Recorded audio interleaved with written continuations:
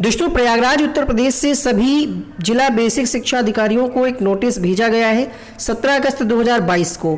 इस नोटिस में क्या कहा जा रहा है, साथ ही साथ नई शिक्षक भर्ती प्राथमिक में कब तक आ जाएगी, इस पर हम बात करेंगे। इस चैनल पे अगर आप पहली बार आए हैं, सब्सक्राइब करें लेटेस्ट अपडेट सबसे पहले पाने के लिए। यहाँ पर विषय है कि जनपद में विज्ञान एवं गणित शिक्षकों की संख्या व आवश्यकता विषयक सूचना प्रेषित किए जाने के संबंध में कहा जा रहा है कि उपयुक्त विषयक कृपया महानिदेशक स्कूल शिक्षा एवं राज्य परियोजना कार्यालय समग्र शिक्षा विद्या भवन निषादगंज लखनऊ के पत्रांक संख्या दे रखा है 4/8/2022 के द्वारा यह निर्देशित किया गया है कि प्रदेश के प्राथमिक एवं उच्च प्राथमिक विद्यालयों में विज्ञान एवं गणित शिक्षकों की आवश्यकता एवं सूचना चाही गई है।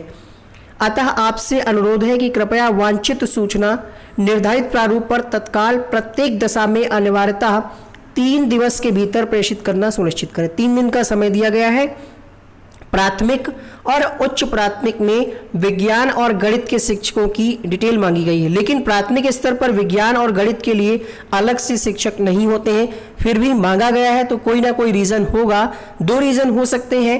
एक रीज़न ये हो सकता है कि जो टीचर हैं ऑलरेडी विज्ञान और गणित से, जैसे बहुत सारे लोग 69,000 में या 68,500 में या इससे पहले शिक्षक भर्ती में बहुत सारे टीचर ऐसे होंगे जो विज्ञान यानी जो पीसीएम ग्रुप से होंगे, जिन्होंने बीएससी कर रखा होगा, वो भी पढ़ा रहे होंगे प्राथमिक स्तर पे, है ना। तो हो सकता है उनको उच्च प्राथमिक में ट्रांसफ़र किया जाए। अगर ट्रांसफ़र किया जाएगा तब भी प्राथमिक में क्या होगा, पद रिक्त हो जाएंगे, पदों की संख्या बढ़ जाएगी।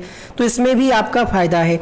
और अगर नया कुछ ऐसा सरकार या प्लान कर रही है कि विज्ञान के लिए अलग से शिक्षक रखे जाएंगे, तो इसमें भी आपका फ़ायदा है। यहाँ पर आप देख पा रहे होंगे 17 तारीख को लेटर ये जारी किया गया था और इसमें सिग्नेचर भी है। ये भेजा किसको किसको गया है, लखनऊ भेजा गया है, शिक्षा निदेशक बेसिक उत्तर प्रदेश विद्या भवन को। ठीक है। अब यहाँ पर हम अगर बात करें कि शिक्षक भर्ती क्यों नहीं आ रही अभी तक और कब तक आ जाएगी। देखिए, आपको पता है बीएड बीटीसी को लेकर के ऑलरेडी विवाद चल रहा है। एक ये कारण हो सकता है भर्ती में विलंब होने का। चलिए मान लेते हैं कि ये कारण उतना विरल नहीं है। कुछ लोग कहेंगे कि इससे क्या फ़र्क पड़ता है, भर्ती तो आनी चाहिए। दूसरा सबसे बड़ा रीज़न ये है कि अभी हाल ही में तबादले की प्रक्रिया चल रही थी।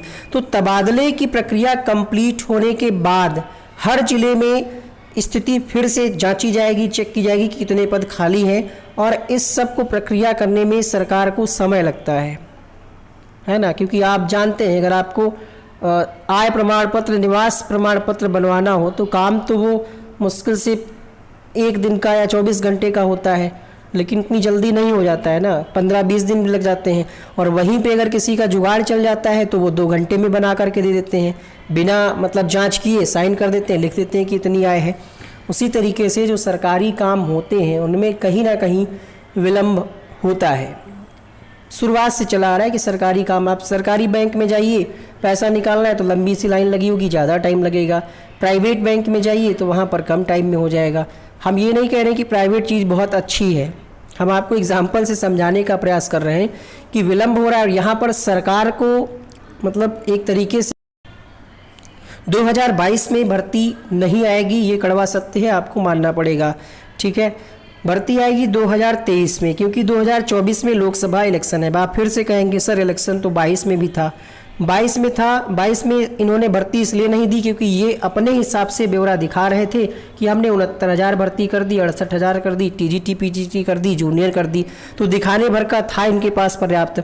इस बार उतना नहीं है, और इस बार का चुनाव ऑल इंडिया लेवल पर होना है। वहाँ पर स्टेट गवर्नमेंट की बात थी और यहाँ पर इनको बिहार से झटका लग भी चुका है।